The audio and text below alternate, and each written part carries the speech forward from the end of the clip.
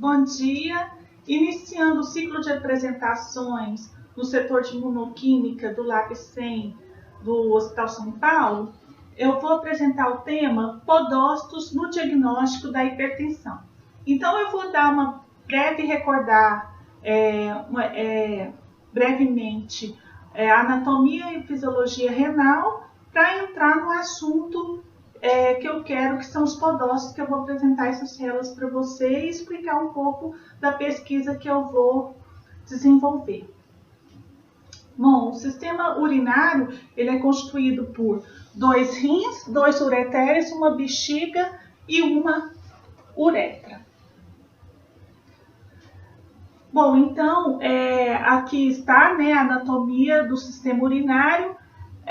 Os rins, eles apresentam uma parte mais externa, que é a parte do córtex, a parte cortical, e a parte mais interna, que é a medula. Né? Então, aqui estão os cálices renais, as pirâmides renais, as papilas renais. E os néfrons, que é a unidade funcional dos rins. Então, faz-se um corte histológico dos néfrons, né, geralmente quando se quer analisar a função renal, né? Então, porque a parte funcional dos rins são os néfrons. Existe cerca de 1 milhão de néfrons em cada rim, tá? Então, são aproximadamente 2 milhões de néfrons. Esses néfrons, eles têm a parte que são os glomérulos, que é onde ocorre a filtração do sangue. Então, é formada por um emaranhado de capilares que formam uma malha fina, né? O sangue entra pela artéria aferente e sai pela eferente. Aí tem a parte tubular, né? Que é onde tem o túbulo contorcido proximal, onde há também absorção e reabsorção de eletrólitos, de glicose. E tem a alça descendente de Henle, tá? Que ela é mais delgada, ascendente uma parte delgada, outra parte espessa. Ascendente de Henle, que encontra com o túbulo contorcido distal, tá? E que tem uma função também muito importante, esse túbulo contorcido distal, que eu vou explicar. E depois a urina já formada, ela já desce pelos túbulos coletores. Aqui é o glomérulo, né? Eu vou detalhar mais ele. Então, as funções do sistema urinário, né? A principal delas é a filtração, né? Porque ela filtra, então, nos glomérulos que vão emaranhados capilares, eles vão filtrar o sangue, uma malha fina, né? E para que isso ocorra, essa filtração, é necessário que haja uma pressão hidrostática, tá? Então, ele vai ter essa função também, tá? De filtrar e de regular essa pressão hidrostática, tá? De acordo com a necessidade fisiológica. E também outra função é a absorção passiva, absorção ativa e absorção passiva. Então, água, gases, eles passam passivamente, né, através da membrana dos capilares. E a absorção ativa é aquela, e além disso, a passiva também tem os eletrólitos, os íons, eles passam através dos canais iônicos, que é chamada também de absorção passiva. A absorção ativa é que há gasto de energia. Então, por exemplo, a glicose precisa fosforilar já no túbulo contorcido proximal, né, que ocorre a absorção de glicose. Precisa gerar energia, gerar ATP, fosforilar para poder entrar. Já entra por absorção passiva. Então, através dessa função de absorção ativa e absorção passiva, os rins fazem também o balanço osmótico. Tá? E também outra função é a secreção. Então, eles também secretam hormônios. A renina, principalmente, né? Aqui no nosso trabalho, ela é um hormônio que ela vai ativar, né? Ela vai ser liberada, ser secretada para que haja aumento da pressão hidrostática, haja necessidade, né? Caso a filtração esteja baixa, pouca urina, a renina vai ser secretada e eu vou explicar esse mecanismo, tá? ela vai encontrar com angiotensinogênico no sangue, ela vai gerar angiotensina 1, angiotensina 2, que vai estimular, e eu vou explicar esse processo também direitinho. Então, aqui está a circulação sanguínea renal, pus para ilustrar. Então, a unidade, o nefro, né, funcional do rim, né, a parte cortical é a parte onde está 80% dos néfros estão na parte cortical, né, apenas 20% na medular. Aqui é mostrando a circulação, as artérias e veias arciformes que passam entre a córtex e a medula, quer dizer que é uma unidade funcional bem vascularizada, né? Aqui, então, aqui 80%, aqui tá, né? 80% deles estão na parte cortical, mais 20% está na parte medular. Eu já falei isso aqui. Então, aqui, tem os glomérulos, tem a parte, a entrada vascular, que é a parte onde entra a artéria aferente e por onde sai a eferente, tá? Então, o sangue entra pelos capilares e ele sai pelos túbulos. Então, sai pelo túbulo contorcido proximal, alça de Henle descendente, ascendente, túbulo contorcido distal, túbulos coletores. Então, uma coisa importante, esse túbulo contorcido distal aqui, ó, depois da alça de Henle, ele é contorcido e uma parte dele se encontra com a arteríola aferente. E é nessa parte aqui que as células vão se modificando e que caso haja necessidade, né, da pressão baixa, ocorre um estímulo dessas glândulas, chama-se aparelho justamedular, que vão secretar renina, né, começar a secretar, porque tem a renina inativada aqui, que ela é produzida pelas células mesangiais, que eu vou mostrar mais à frente. Bom, aqui a outra figura para ilustrar melhor.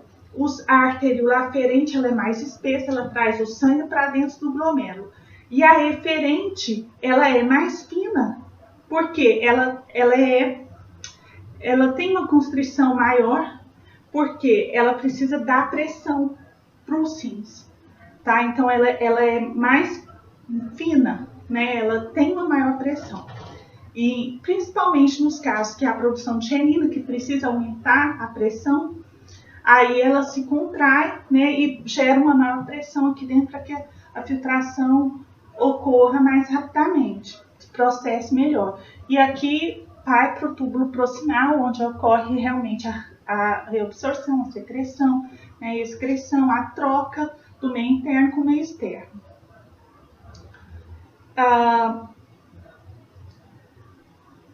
Aqui é um corte histológico, né, mostrando o glomérulo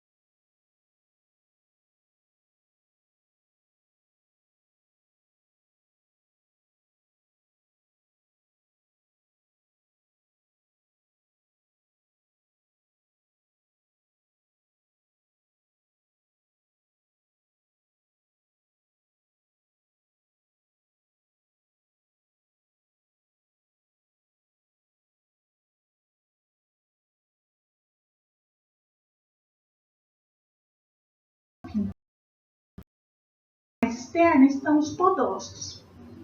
Esses podócitos são células do epitélio estratificado, epitélio escamoso simples, então são células planas, elas vão possuir aqueles prolongamentos, né, que vão se agarrar, e elas é que são os podócitos, tá?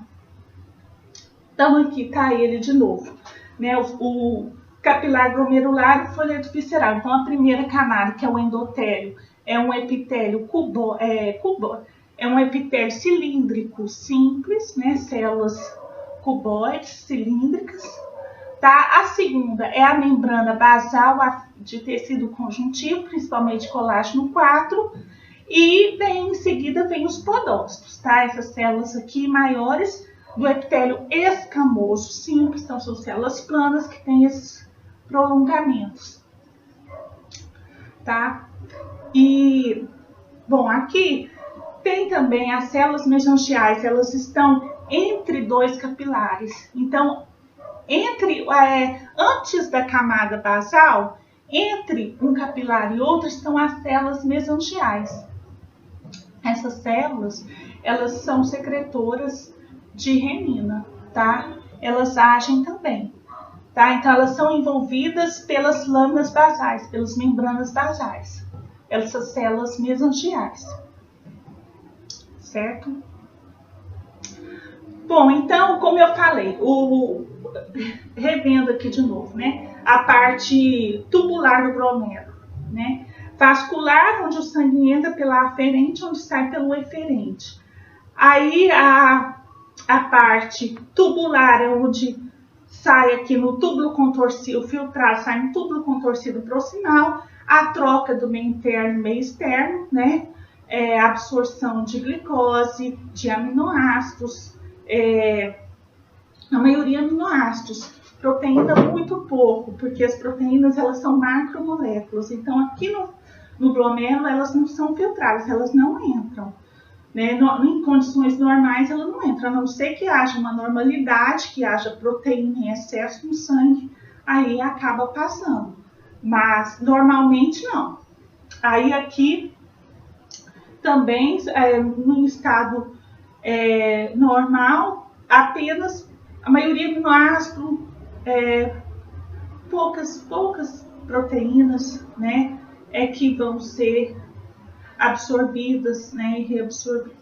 E depois vai para a alça, depois túbulo contorcido proximal, né, aqui. Aí depois alça de Henle, descendente, delgada, ascendente, uma parte delgada, depois espessa, túbulo contorcido distal. Túbulo contorcido distal, ele se contorce e no momento em que ele encosta o distal, tá? Aferente, ocorre o quê? Uma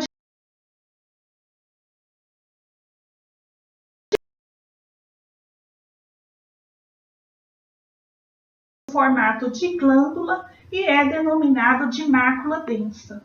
Tá? Então, a mácula densa são células escuras em contato com as arteriolas aferentes e referentes.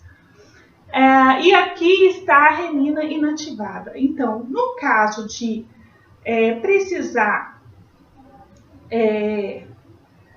ter um aumento dessa pressão baixa, produzindo pouca urina, o que acontece? A renina é produzida e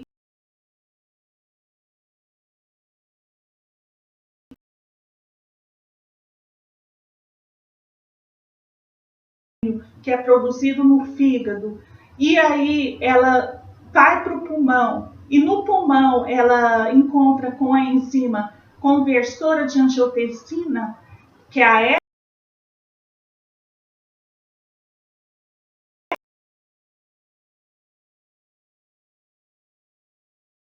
aumenta a pressão, há uma constrição principalmente dessa artéria eferente, tá? E aumenta a pressão no glomérulo, o glomérulo começa a entrar, produzir mais urina. Aqui, para ilustrar, vamos para o próximo aqui. Então, uma outra figura, né? Mostrando aqui a mácula densa, a porção justa medular, onde essas células foram diferenciadas, elas ficaram mais escuras e começaram a secretar a renina. tá? Então, outra função renal, né? Aquela função renal que eu falei, dos hormônios e vitaminas que o rim produz, que é a eritropoetina, medulina 1, vitamina D3, que é a vitamina D que é transformada em vitamina D3 também nos rins, que a vitamina D é um hormônio, e aí ela é transformada em vitamina D, o calcitriol, 3-calcitriol. E a renina, né, formada pelas células justamedulares que, através da secreção da renina, vão regular a pressão sanguínea. Vamos para o próximo.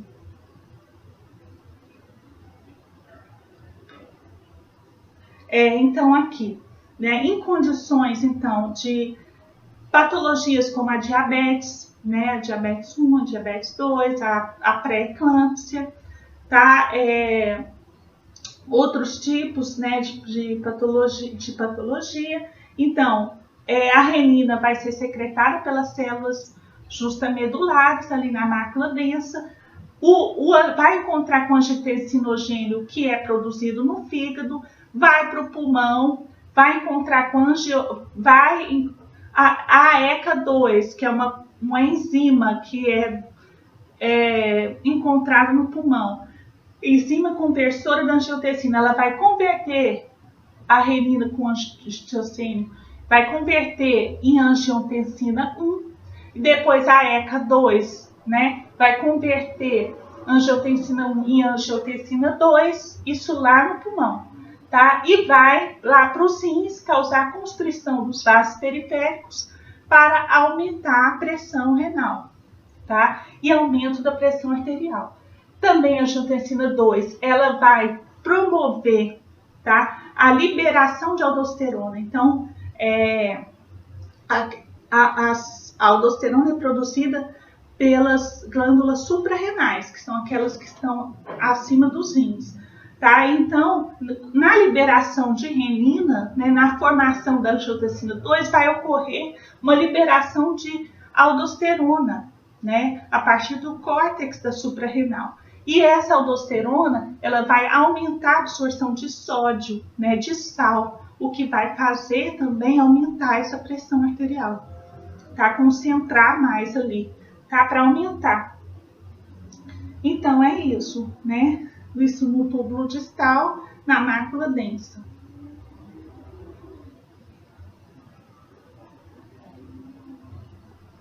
Bom,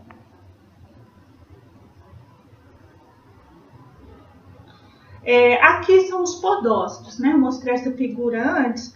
Então, aqui tem aquela membrana que eu falei, que é aquela membrana basal de tecido conjuntivo, né? Que está acima da membrana dos capilares, do epitélio cilíndrico dos capilares. No caso de hipertensão, de aumento da pressão arterial, por uma dessas anormalidades, vai ocorrer um espessamento dessa membrana basal, principalmente de colágeno 4. Tá? E essas aqui são os podócitos, aquelas células planas, né? Que tem prolongamentos. Ela possui proteínas próprias dessa célula, que são aqui, ó, quitina, a podocina, que é uma proteína de diafragma, a podocalistina, que ela já é uma de superfície, sinaptopodina, ela é uma proteína intermediária, elas marcam enzima, é uma enzima, então elas marcam, elas são próprias dessas células, né? E a minha pesquisa, eu vou fazer isso, eu vou pesquisar essas células, porque no caso de ocorrer proteinúria na urina, porque a urina normalmente ela não tem proteína, né? Por quê? Porque as proteínas são macromoléculas, ela tem uma massa molecular grande, né? São mais de 100 aminoácidos interligados, então ela não vai ser filtrada. Em condições normais, ela não é filtrada pelos glomérulos, a não ser que haja uma anormalidade, uma disfunção, né? Aí sim, ele vai começar a passar, né? Até pela pressão mesmo, tá? pela pressão arterial. Pressão muito forte, ela vai começar a entrar, né? E vai começar a aparecer proteína na urina, que vai ser a proteinúria. E geralmente essa proteinúria que aparece na urina, ela vai estar caracterizando uma injúria renal, alguma anormalidade aqui do glomérulo por pressão, né? Então, essas proteínas, elas vão se desprender dessas células, elas vão ser detectadas na urina, tá? Então, essa proteinúria que a gente vê na urina, que a gente dosa ela aqui no laboratório, que ela está acima do valor normal, né? Um valor de referência, 1,5 gramas por litro. Quando ela está acima de 30 gramas por litro, né, a gente já vai ver que está em excesso, muito excesso, né, já o dobro do valor de referência. Então, aí a gente vai pesquisar, fazendo uma imunofluorescência com anticorpos específicos, antipodocalistina, anti-ecactina, antissinaptopodina, antipodocina, né, pegando o sedimento urinário, fazendo uma imunofluorescência com anticorpos específicos, você vai marcar e vai ver que tem muito. Então, o grupo que eu vou trabalhar, eles já fazem isso e realmente eles detectaram a presença dessas proteínas na urina, que apresenta proteinúria elevada, né, fazendo um comparativo. Bom, e a pesquisa que eu iniciei com a professora Andriolo, então, fala exatamente, eu peguei o sedimento urinário das proteínas, das proteinúrias, tá? Através de amostras aleatórias mesmo do laboratório e pesquisei. Então, as células no sistema urinário, a gente pode encontrar células de um epitélio escamoso, estratificado, mas de transição, porque vão ter células da bexiga, vão ter células da uretra, vão ter células renais, né? Mas basicamente essas células renais, elas têm um epitélio, elas têm um citoplasma mais denso, mais escuro, tá? As da camada basal, elas são menores, elas vão medir cerca de 5 a 10 micrômetros, pouco maior do que os leucócitos. As intermediárias, elas vão medir cerca de 20 micrômetros e as superficiais, elas vão ser em guarda-chuva, hexagonais, né, as próprias do sistema urinário, e medir bem mais, cerca de 38 micrômetros. Mas elas vão ter um citoplasma mais denso do que o citoplasma das células da uretra, tá? Elas vão ter um citoplasma mais escuro. Então, aqui são as lâminas que eu fiz, né, que eu olhei. Essa aqui é a fresco. Então, tem aqui os leucócitos, tem as células basais, né, do epitélio renal. Né, elas são um pouco maiores do que os leucócitos, então são células pequenas. E aqui elas coradas. Então, a gente vê célula quase do tamanho do leucócito mesmo. Citoplasma denso, núcleo grande. E são essas células que eu estava contando e pesquisando, né, relacionando com a proteinúria, tá? Bom, então era isso que eu queria mostrar para vocês. Essa aqui é a bibliografia, tá? Eu tirei de artigos do livro do Fisiologia do Guyton, do Junqueira Carneiro, Histologia, algumas figuras da internet, desses artigos aqui que estão aqui. Tá? Então, muito obrigada pela atenção. Valeu!